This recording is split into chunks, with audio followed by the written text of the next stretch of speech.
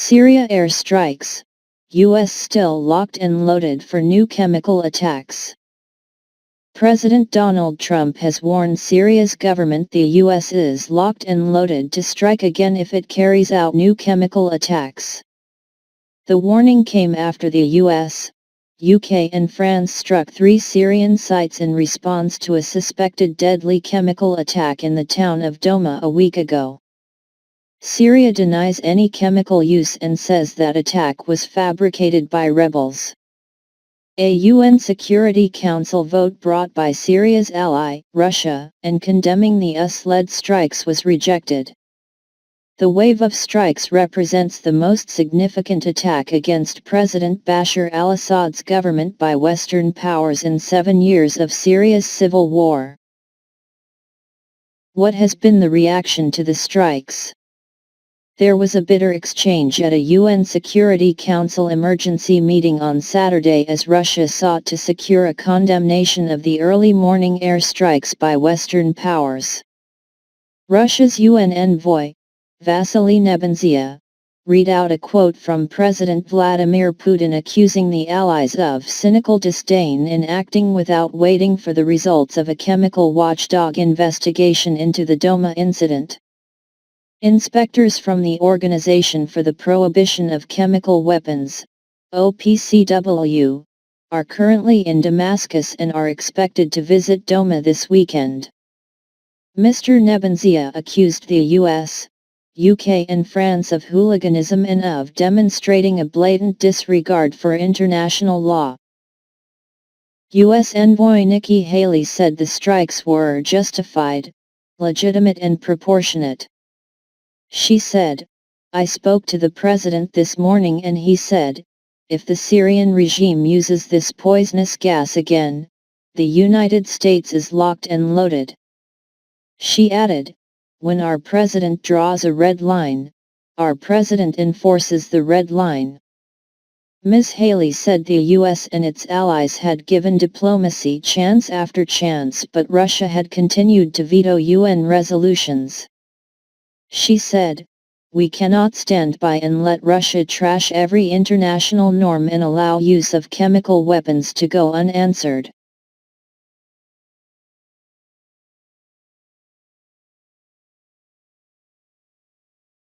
Bashar Jafari, Syria's envoy to the UN, said the US, UK and France were liars, spoilers, and hypocrites who exploited the UN to pursue your policy of interference and colonialism.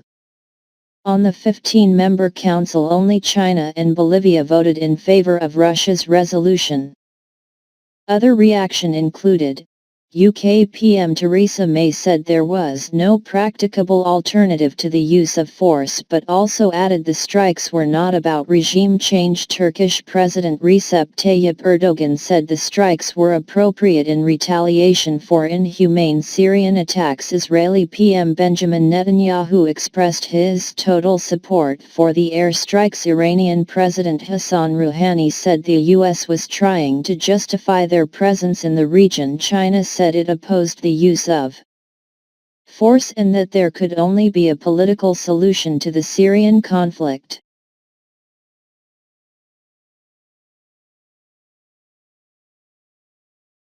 What did President Trump say? He tweeted early on Saturday, hailing the strikes as perfectly executed. He also thanked the UK and France. His use of the phrase "mission accomplished" drew a warning from President George W. Bush's ex-press secretary Ari Fleischer.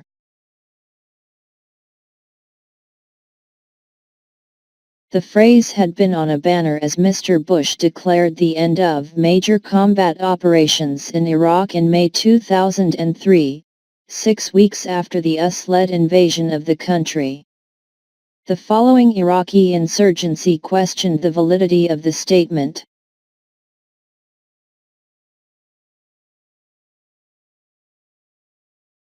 Mr. Trump had announced the strikes on TV on Friday night, saying the three allies had marshaled their righteous power against barbarism and brutality. He spoke to Mrs May and French President Emmanuel Macron by telephone on Saturday, agreeing the operation had been a success. Where was hit? At a Pentagon briefing on Saturday, Lt. Gen. Kenneth Mackenzie listed the 3 targets that had been struck, saying the attacks had set the Syrian chemical weapons program back years. The Barza Chemical Weapons Research and Development Center near Damascus was hit by 76 missiles, 57 of them Tomahawk cruise missiles, and destroyed. The Himshinshar chemical weapons storage facility near Homs was hit by 22 missiles, 9 U.S. Tomahawks, 8 British Storm Shadows and 5 naval cruise missiles and 2 Scalp cruise missiles launched by France. The Himshinshar chemical weapons bunker facility near Homs was targeted with 7 Scalp missiles and was successfully hit. Gen. Mackenzie said the initial indications are that we accomplished the military objectives without interference from Syria. He said none of the aircraft or missiles were successfully engaged by defense systems and all aircraft had returned. Gen. Mackenzie said about 40 Syrian defense missiles were fired, mostly after the targets were hit. The Pentagon briefing conflicted with information given at a Russian Defense Ministry briefing, which said 103 cruise missiles had been launched and 71 were shot down by Syrian systems. Both the Russians and the U.S. said there were no reported casualties. Syria says 3 people were hurt near Homs.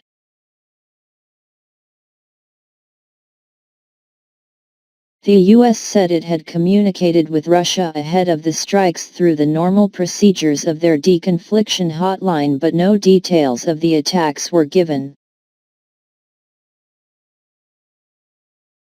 There had been concerns that if the Allied strikes had hit Russian military personnel, it would have further escalated tension.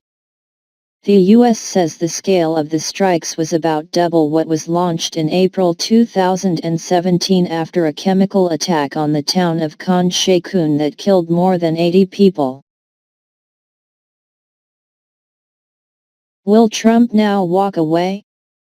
Analysis by P.J. Crowley, former U.S. Assistant Secretary of State. This military action was designed to thread a pretty narrow needle, place boundaries around the war that Syria, Russia, and Iran are waging, without becoming a direct combatant in it.